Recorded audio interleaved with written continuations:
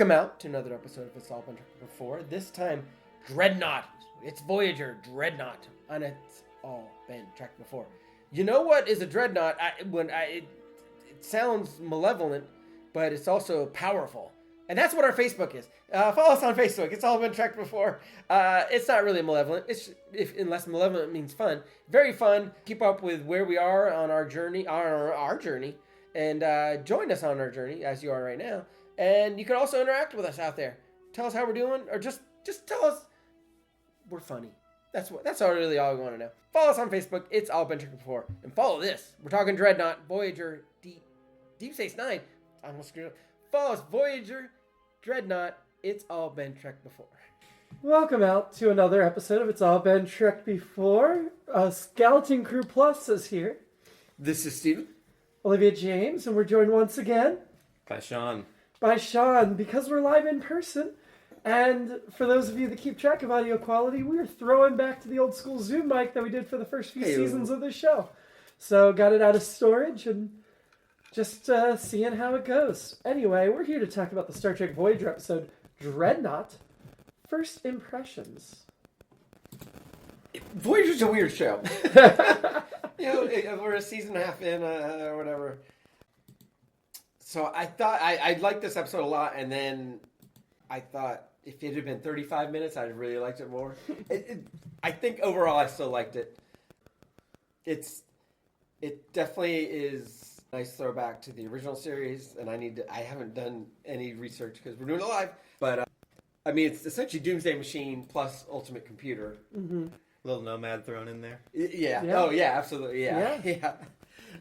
So yeah, all that to say, yeah, I think I liked it. Wasn't a home run, but a solid base hit. Yeah. Mm-hmm. Yeah. Okay. I liked it.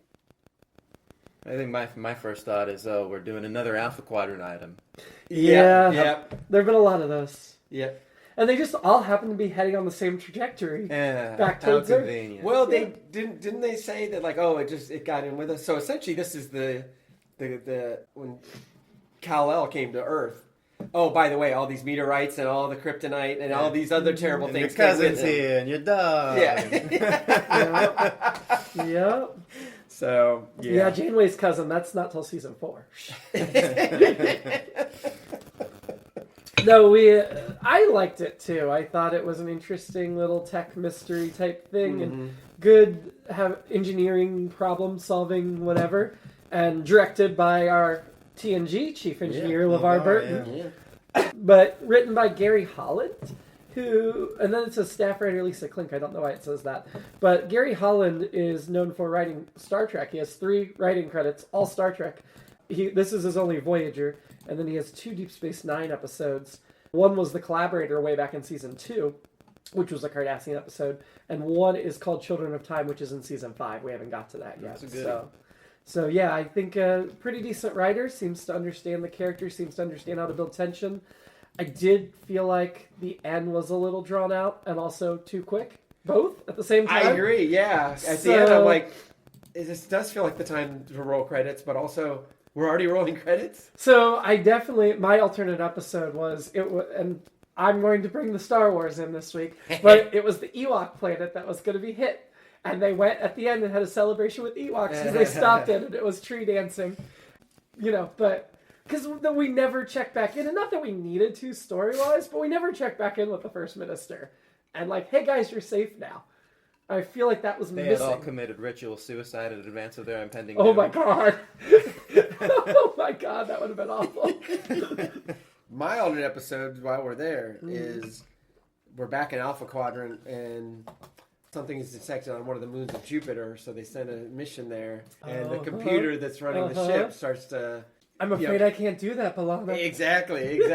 And, then we have a super baby outside of Earth. So that is my alternate episode. That kind of happens. We definitely essentially got there. We're that super baby's coming, right? Sort of. Well, yeah. Anyway, we start at the beginning. Samantha Wildman, spoiling, is trying to think of baby names. And she's only talking boy names, interestingly. But she doesn't really want to name the child after their dad, even though it's Best a friend fifth generation. Right. Thank you for remembering, because I sure didn't. How could anyone forget? I mean, it's so specific. But the doc can't pick a name because every single name has some history. It's like teachers have trouble naming their children more than other people because they've had all these kids they've interacted with. Cursed and there's with bad knowledge. situations, right? And the doctor, because he knows everybody from every planet, he should have thought of going a Compton sooner. But then also his pettiness that Kess did not offer him her dad's name is really good. And her trying to make, like, I've got an uncle. I thought this was the best opening of Scrubs ever. Myself. This is Cute little this intro. this is what I want. This is what I want to see. Yeah. And it makes me think because I've been seeing a bunch of John C. McGinley interviews because Scrubs is back. And, Yeah, it's great. And I I'm love like, it. Was he influenced by our friend the Doctor EMH? Because he's got the same Oh. irascibility. Yeah, but I also feel like that's just John C. McGinley. That's also true. Also, so did Dr. McCoy. So there's Well, a this is true, tradition. too. I This mean, is Beverly true. Crusher wasn't, Yeah. but That's true. Yeah. but they did make Pulaski a bit that way. yeah, For sure. that's right. So yeah, I think there's just a Trek tradition there. I think that makes sense. So we find a Cardassian Bedside weapon. manners for suckers. Yeah. Well, they're But just that's why Kess is there. that's why all the great surgeons have no personality, because the best doctors don't have the best bedside. That's Well, why you have the nurses, right? I do like the contrast between Kez in her breathy, like flowery, oh, everything's going to be good. How are you doing? And then the doctor just being like, well, that's a terrible name. Good That's cop, a bad terrible cop. choice. Yeah, exactly. Yes. So Torres is responsible for programming this weapon. Yeah. Clearly, she did not work for Anthropic at the time because she granted it the ability to kill without human interaction. The AI got to choose who to kill. It hits a little too close to the headlines in 2026. Doesn't it? It definitely, I don't know if I want to say it made the episode any better or worse, but certainly a more interesting lens to look through with our current AI moment. Right. True. I mean, I do think I would rather have a Torres AI than any AIs we currently have available, but I don't know. It was pretty stubborn. We'll get into that as we're talking, but Yeah, because I had an overarching question based on, Blana's like, oh, I reprogrammed this. Da, da, Yeah. da. And I love that the Maquis are like, oh, yeah, we reprogrammed this. We were going to jack some people up. right? But as we go through and, trying to solve it, is Torres good at her job? I think so. I think this is just a Or really was she difficult good situation. at her job with this? I think so, because it makes it that much harder for her to defeat it because she was so good. She got it done against a degree of odds that she probably shouldn't have been able to overcome. Yeah, I eventually she did. Although, you do wish there was some type of code word, because she did program for the possibility she was being coerced or forced Right. to cooperate with the Cardassians. Yeah. But couldn't you have a code word that says, "No, I'm not co-op"? You know what I mean? Next time she programs a super intelligent weapon, I'm Right. sure she'll... But she Banana says the split code or word something and it like that. self-destructs Yeah. instead Yeah. of Yeah. Gee, that Italian family over there is so quiet and well behaved. Yeah, Yeah. that's a Family Guy reference. Yeah, I mean, yeah, it is. It's the thing of I've laid this minefield. Oh crap! I need to walk back across it, Yeah. kind of a thing. Yeah. The monster she's created. And then there is the HAL 9000 element of definitely this computer, again, AI is like they never quite said in the episode that it's learning or they gave it some other kind of thing, but definitely it started being like, no, I figured all of its probability analysis seemed like it was like a really bad. I shouldn't. We're drinking. I'm drinking. I'll join you for the second one. Yeah, It was a little early for me. the diagram. If yes or if no. Yeah. And every answer led to, that we're not. We could not possibly be Wouldn't in the even Delta consider it. Quadrant. Yeah. So It was going to consider everything else first. Yeah, And it did yeah. not have the programming of once you've dismissed everything else, Yeah. whatever's left. Which no matter how must have been improbable. referencing the flowcharts from the writer's room of this show. Like, all evidence to the contrary, we're not in a different quadrant. Oh, that's good. So yeah, which I guess probably makes sense, but reminds me of some people I know that they get introduced to new information. They're like, no, I'm going here Motivated regardless logic. of what information you give me. Yeah. What's that? Motivated logic. Yeah, exactly. Yep. Yeah. Second alternate episode, what if Voyager's navigation systems are wrong and they never actually did get sent into the much? That I like.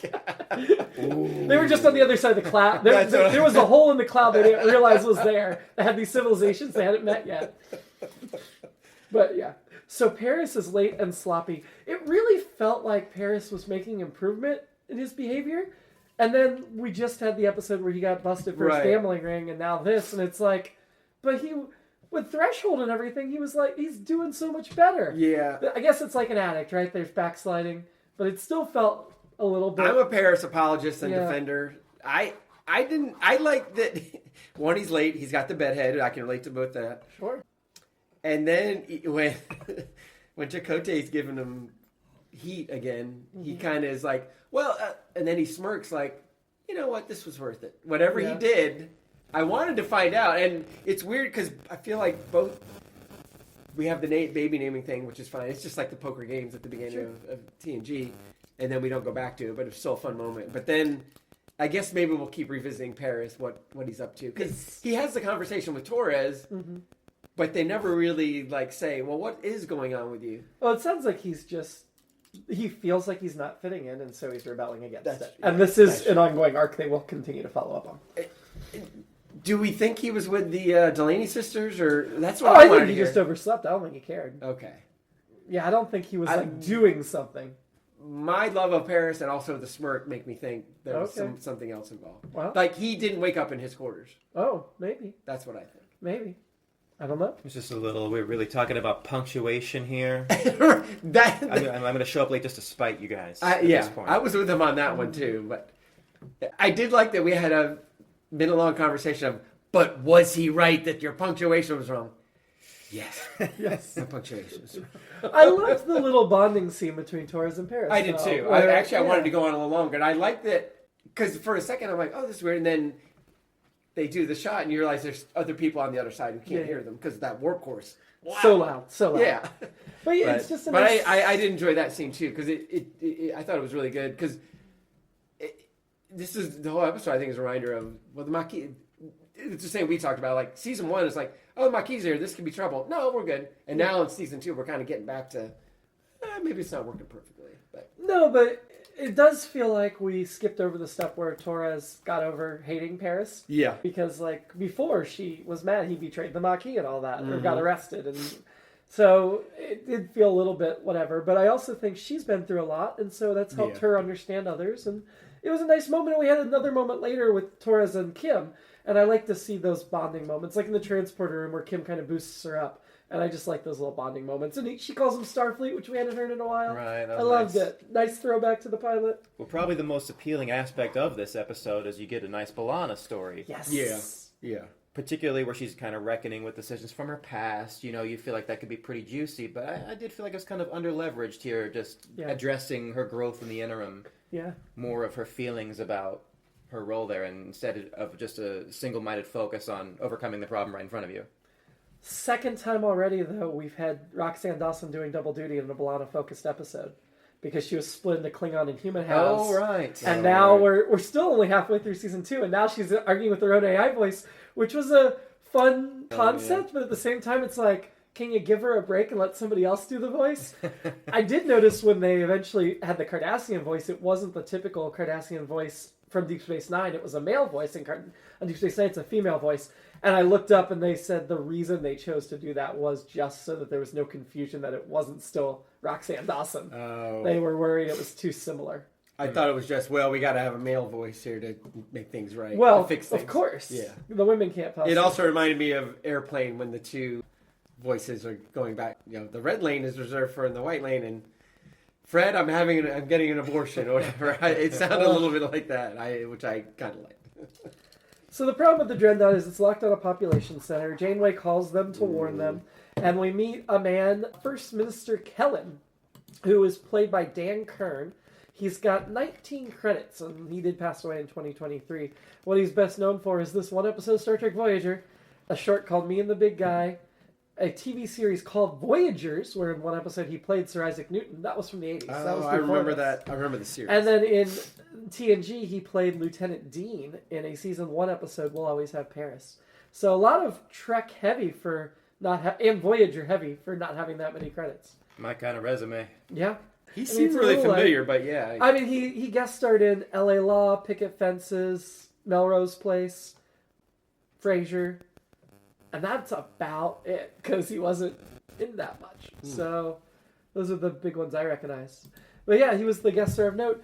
He was extremely reasonable this whole time because Janeway warns him 2 million people are going to die. Voyager has a reputation of being awful just because the Kazon talk smack about him to everybody.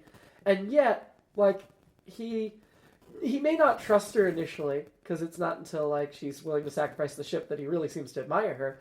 But at the same time, he is very patient and very understanding and doesn't lash out and attack Voyager. And mad respect for somebody having a cool enough head to examine the situation, this type of disaster situation, and make decisions that make sense and are compassionate. Boy, he took that well. I mean, they are peaceful people. They're not a warlike people, as he said. But they also didn't just roll over and give up, right? No. They were still trying what they could. Yeah. They were still trying to evacuate. They were still trying to send a fleet out. I thought he was a good leader under fire. I like that they had adult conversations, Yes. and not like, oh, we're sending whatever missiles or whatever. We'll destroy you. You're off. I would have liked for him to flip the table over. If his TNG was smash the glass table. Yeah, I appreciated all that he was like, okay, this makes sense. But now you saying, well, you took it well, makes me think of it. And I just saw this the other day in our current climate. It's like the conversation in Doctor Strangelove between the U.S. president, and you just have his end of it and the Russian thing. Well, we had a thing happen. One of our guys got he got a little funny in the head. I think that's the term he used. Yes. Got a little funny in the head, and well, how do you think I feel, Dimitri? Man, I need to rewatch that. It's been a while. Yeah, very timely. But yeah, I thought I really liked that he wasn't that kind of person, so I really like that. No, and just that, that like we're gonna remember you fondly if you're sacrificing. Yeah. And at that point, I thought she was sacrificing the whole crew. It wasn't, and it So did I. makes so much So more did I. sense to use escape pods. So did I I. assume his people would welcome Voyager's crew if they managed to save. Well, and if the people hadn't gone to the escape pods, she's gonna launch them anyway. Of course, Whether they were in there or not. they were just working on Right something. there on the. And then the next week, the episode is the Kazon come by and destroy the planet for harboring Voyager's fugitives. Series finale. I at the end of one of the calls, I think the one where Kellum, is that his name? Kellum. was least cooperative or whatever. Mm-hmm. He's like, well, and this is the end of the call. I would just love one like Zoom-like ending to the call where they're trying to end it because everybody in The Orville would have that. in the Star Trek universe, everyone's like, we will talk later. Boom, and they're out. Yeah. But I would just love like a wait. What button do I hit? Or can you believe these people? You're still on. What? You're still on. What button? Hit that, and then you see the other person come in and hit the button. That would be great. I think the Patriot people are going to love how you just turned and looked into nothing because you're facing the camera. I know. But you weren't addressing the camera. You were I just know. turning back to us. I think they're going to enjoy the visuals of that. I enjoyed the visual of watching it on the screen. Did you like the design of the Dreadnought, the interior or the exterior? It's fine. Yeah? Yeah. I thought it was pretty spacious for a missile. Yeah, it was really weird. It's more like a ship. Right. I like they kept calling it the missile. They really walked right up to almost saying doomsday machine. So we've created a thing that could destroy planets and and we An can't stop it. apocalyptic device. Yeah. I thought the interior looked cool. But I was at the same place you guys. Like, all right, what set is this that they borrowed and just kind of threw things on? Well, it's very clearly Cardassian, but it's newer and shinier than Deep Space Nine because Deep Space Nine is a rundown. Like it makes sense. Yeah. That copper though is unmistakable, and the colors and I liked the interior. I thought it was an interesting place to spend time. The like big stained glass she beamed in front of, and then I don't know. I liked it, but I think it would have made more sense if it was a cramped, dark, whatever with Hulk. Yeah. And the outside was not impressive, but that's Cardassian exteriors. They just suck. So they're good. They think they've defeated it. They're going to salvage it for parts, which would be very helpful for Voyager, but oh goodness, it tricked Torres. It thinks the Delta Quadrant is her trying to trick it. Who's zooming who? Or who's tricking who? Yeah, is the Dreadnought gaslighting? Torres the whole time? Oh, yeah, 'Cause, yeah. Oh, well, you did this. Yes. Well, you said this. Yeah. No, I did? Yeah. I guess I did. No, I think she said it. I think it's just, yeah. I don't know. A couple times I felt like the Dreadnought.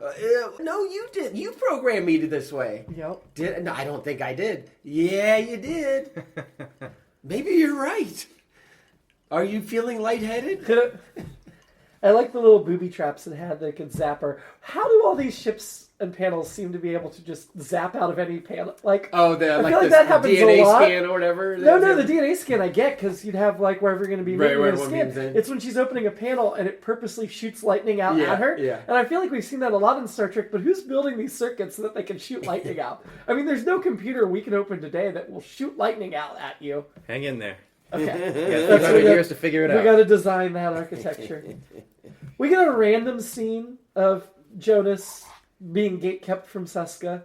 Yeah. It felt, I mean, it was definitely unnecessary for this episode, but Yeah. Voyager's trying to build that, like, Yeah. we're not Deep Space Nine, but we can be a little bit serialized too, Yeah. folks. Just a little bit. The other Cardassian plot happening out here in the Delta Quadrant. Yeah. Right. So the Dreadnought is very smart because the Raconian, is that Recosian? whatever. Ricola? Recosian. Ricola. The Ricolas were the aliens were attacking the Dreadnought, and Voyager was trying to get cover fire, and it was just totally ignoring Voyager. And I'm like, oh, that's Voyager needed to be more aggressive, I guess. Mm-hmm. But then they would have just been destroyed. Hypothetical games, I liked that aspect of. I thought she was just going to outsmart it. And she kind of did, but it was an engineering thing too. But yeah, I would have liked to see it, what they, logic it to death. I like that 20 minutes in, they're like, we got a solve. And it's like, of course, we knew they didn't have a solve. But it was kind of like, all right, roll credits. Mm-hmm. Which I usually just start humming the Next Generation theme. But I need to get Voyager to be able to hum Voyager. Like, it's obviously a pretty constant fascination of Star Trek writers to create these situations where the computer that you designed is now having a mind of its own, and you have to find a way to talk it back down. And when you really think about it, that's probably not going to go well for us. But they have to kind of bake in these sentimental aspects of the program where they don't want to hurt their creator or whatever. Yeah. Like, so is this a look into the crystal ball for our own near future? Like, is that our only chance here? Because Mud, we get all Kirk has to do is like, I'm a liar. I like you. Yeah. I don't like you or whatever. It's like, but if you like me and you're a liar, then it's brain free. Or calculate pi to the last decimal. Yeah, right, exactly. Yeah, I feel like we're past that. Error. I feel like we're past that now, and obviously in the 24th century. But it was kind of like her talking to a chatbot. It totally was. Yeah. It was. Yeah. Well, and like I said, that flowchart just kept going to. We couldn't possibly be in the Delta Quadrant. It's the probability. I've calculated it. Janeway said self-destruct. Every time we've seen self-destruct in the past on Star Trek, it requires a second authorization. That's where I went. I'm like, I don't like the protocol. There's an issue here. Right? Why? Is it because Voyager's a smaller ship? They don't... Maybe. But I feel like, you get that point of Picard and Riker, or, Kirk and Spock. And it comes in handy. Should have been Tuvok or Chakotay. It comes in handy at the very end when she's like, you got 45 seconds. Like, aborted. Well, Tuvok stayed, so that's but she true. didn't order him. That's true. But did you notice when Tuvok stays, he sits in the captain's chair and he rides out.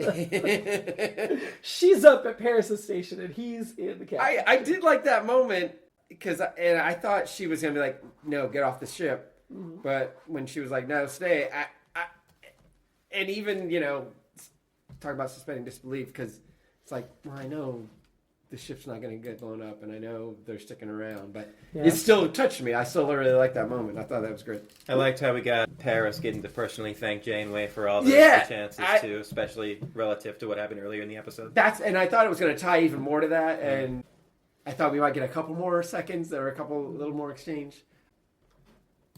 Yeah, or maybe the opposite of like, thanks for everything, but Paris is going to Paris.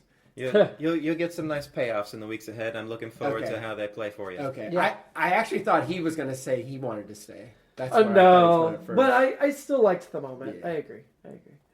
For the record, I saw this on Memory Alpha. 11 of Voyager's 38 torpedoes have now been used, so they're down to 27 torpedoes, and we're only in season 2. That's significant. That's almost a third, and that's worrisome. Particularly, they spoke in this episode about harvesting some of the torpedoes from Dreadnought. Right, but they weren't able to, unfortunately. Yeah, they used a lot of them in this episode. 2. Well, no, I don't know how many. They used shot 2 a at bunch once, later. but then they shot more later. Yeah. So, 11 are gone. 27 left. Janeway totally forgot about the Doctor again, which I was tickled by. That was so fun. I love that. I love it. Love it so much. And then just the abrupt ending, like I said. I felt like we should have checked back in on the planet, even though it wasn't necessary. You got any other notes? A few. The first, and I was just looking this up. I thought Ultimate Computer had the self-destruct sequence, but well, this is AI, so this could be wrong. But they're saying "Let that be your last battlefield" is the first time it is used. Okay. So, which I know it is used in that episode. That's late. Did Torres? I felt like her hair and ridges got a touch up. She looked great. Yeah, I mean, I was like, I didn't like it in my mind. I didn't like it as much, but maybe it's watching on a. I think maybe the eyebrows were a little overdone this week. They were. Yeah. And I thought her makeup, it wasn't all the way down. It kind of stopped. You know, she was under a lot of pressure. Yeah, only do half your makeup when you're under pressure, for sure. I think I referenced this on the last. It might have been the last. Oh yeah, it was our last Voyager visit with Paris. He says, we're in the Delta Quadrant. I don't know if he says man, but he says, we're in the Delta Quadrant, which again is the thing that in the MASH movie and the MASH series, especially early on, Hawkeye's always like, we're 6,000 miles from home. Yeah. Nothing applies here. None of these rules apply. And again, if I'm equating Paris to Hawkeye, again, I love this guy. So can you imagine Alan Alda as Paris? That'd be great. No, I love Alan Alda, but no, no, thank you. Censors, Captain. No, I can't. I'm doing a poor. That's what. Yeah, I was gonna say that's not. I started good. Now I'm doing somebody else. I like that within seconds of they're like, oh, they're going towards this planet. Chakotay's like, well, sensors indicate several highly populated areas. And again, that's that magic sensor. Sometimes it's like, oh, we really don't know. But in this instance, it's like, yep, M planet, very heavily populated with people. Squirrels? Kind of squirrel people? That's There where I you was go. going next. That's not in the budget. That's where I was going next. It was like, yeah, but it set up the episode. I like that, and it clearly Torres and that computer did have some kind of dialogue because she's like, just for the fun of it, let's look at this, and the computer's like, all right, let's do it. And it's like, we didn't need it to be like, what do you mean, just for the fun of it, or whatever? I don't know what that is, but so I thought that was interesting. Our guy, Kellen. Yeah. What can be done in 41 minutes? I felt like that was a throw to Janeway to go and break into song like, what can be done in 41 minutes? Well, let me tell you. Well, I think she should have said, James T. Kirk's father had only. Have a second. What was the Captain Pike speech from Star Trek 2009? Yeah. Of course, that didn't happen in this timeline. Or in any reasonable timeline. That's my last note, because we already talked about the self-destruct. Yeah. Sean, anything else you want to... Before we hit the rankings? Is the alternate episode a segment that's coming, or is that just something We did ours early. It's wherever it fits in. But we both did ours at the beginning. So if you want to throw If I got to take another pass on this script, I think I would make the Delta Quadrant dilemma something fresh that reminds B'Elanna of something she did in her past. Okay. And then those scenes on the Dreadnought are like flashbacks to her programming it in the first place. And now in the present, because of this Simmer conflict, she has to reckon with, the consequences that may or may not have been realized by that and how she's changed in the interim.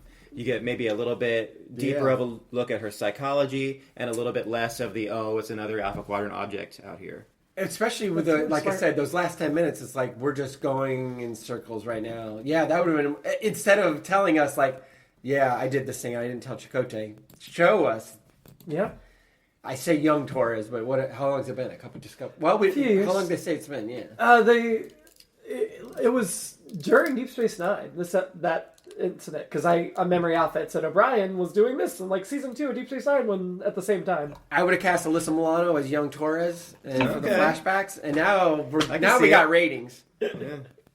That's a pretty high get for some Torres flashbacks. Yeah, it would be. She's 2 years younger, totally different actress.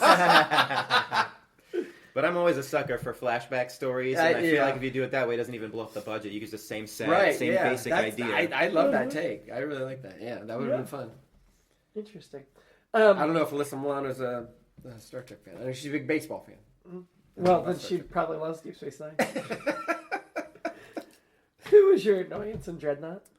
The Dreadnought. Me too. Yeah. Yeah, it seems pretty easy right there. Yeah, it was just so unreasonable. Yeah. It's like trying to get ChatGPT to help me finish my bomb. Like, why do you keep stonewalling me? Right? It just leaves out that key ingredient idea. Who are you having a drink with? Paris. Really? Yeah, my guy. I mean, I had to go Torres after this. I leaned that way, but then I went, I went Paris. I guess Torres. Yeah, right? Who was your inspiring character? Kellen. Me too. Yeah. Finally, cool somebody head. who's, he was like, yeah. This makes sense. Yeah. It strained credulity a little bit for me under the circumstances that he didn't display at least some signs of stress, like trying to keep it together. It was just, wow, you couldn't have picked a better guy to almost blow up. Yeah, that's true. Well, if you're the leader of the Rakosians, you need to exhibit calm. And Maybe that's just how they are. That's how Rakosians are. Yeah. That's the hat they wear. That's how they roll. So if not Kellen, who inspired you this episode? I guess Janeway, really putting it all on the line. Like, I'm going down with the ship. Like, what's more inspiring than that? Janeway's never a bad choice for inspiring. Yeah. So ranking the episode, we did have a tie. So you can break this one if you want. Which one's better, Twisted or Tattoo? This is near the bottom of our rankings, obviously. Yeah, these are both fraught choices for very different reasons. Yep. I think I'll give the nod to Twisted. Okay. So Twisted has officially gone above Tattoo. So, did a quick search for Alyssa Milano Star Trek. And I hope you got a result. Yeah, I did. Beyond the AI, the next two are a Quora thing, being somebody asking, was Alyssa Milano in Star Trek Voyager? The next one's a Reddit thread. Milano Torres looks like Alyssa Milano. Hey. I feel like I did good here. I did good. I didn't long lost see it, sister. but yeah, somebody else. Yeah. So next week we're gonna watch Deep Space Nine still live and in person. You guys are just gonna have to hang out here for a week if you don't mind. You don't have anything else to do this week, right? Guy. Yeah. Hey. So we're going to watch Bar Association. Unfair working conditions and pay cuts cause Rob to organize a union of employees at Quark's Bar. Meanwhile, Worf still finds it hard to settle on the station. This isn't about the Ohio State Bar Association. Because that I know a lot about. No, sorry. And bars. But bars I know a lot about. If you're only following us for Voyager, come back in 2 weeks for Death Wish. I'm going to alter this to avoid spoilers. As Voyager's captain, Janeway conducts a hearing for asylum tied to a suicidal, highly advanced being's right to die. I hope Charles Bronson guest stars. Dream on. He does not. But you may see a familiar face. Just gonna throw that out there. Alyssa Milano. Or more, Reginald Barclay. multiple familiar faces. Not Barclay, but you're in the right franchise. Until then, live long. And the probability of prospering is negligible, but and prosper. An addendum, real quick, to Dreadnought. Shaun reminded us that we did not rank this episode, which was a huge oversight. Started to go there with the tie, and then I got distracted by Alyssa Milano, which has happened many times in my life. Lost in Milan. So let's rank this episode. Oh, where do we even start? Was the double B'Elanna episode in season 1, or was it this? I think that was one. Yeah. Okay.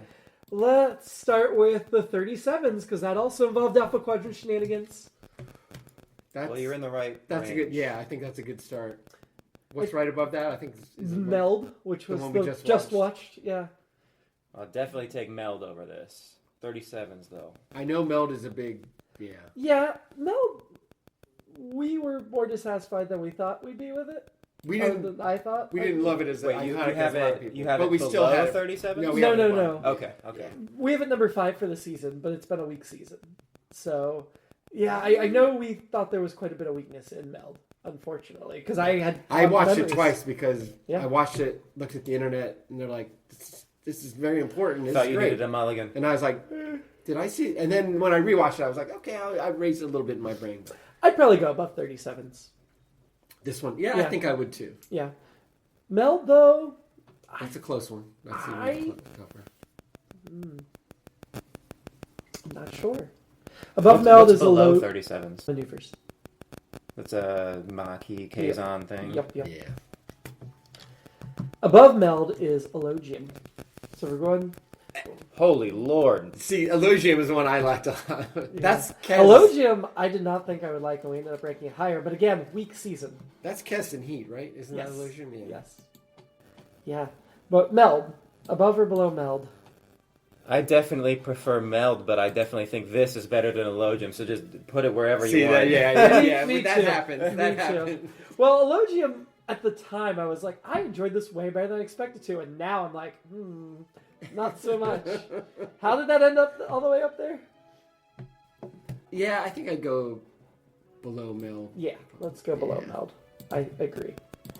So this was episode 17 for the season, and we're ranking it number 6. Okay. But yeah, just such a weak season. Like, even number 1 right now is Resistance. I'm like, what even was that about? I don't remember. So, not a great... Voyager did not have a notable sophomore run very well. But anyway. Okay, we already did the Live Long and Prosper, so addendum over. See ya.